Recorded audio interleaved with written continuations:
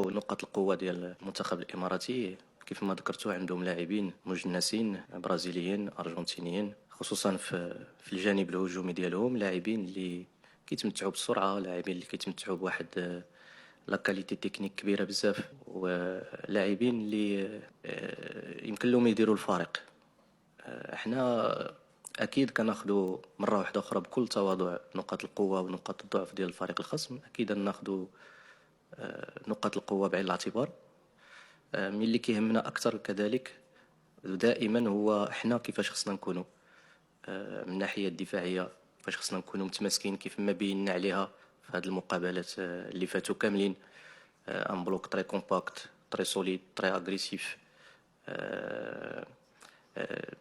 يعني كذلك الخطوط ما تكونش متباعده، وتكون واحد التركيز اللي يكون كبير اللي يسمح لنا اننا يمكننا اننا نديروا نحدوا من الخطوره ديال اي واحد، لا من الناحيه يعني الفرديه ولا من الناحيه الهجوميه الجماعيه.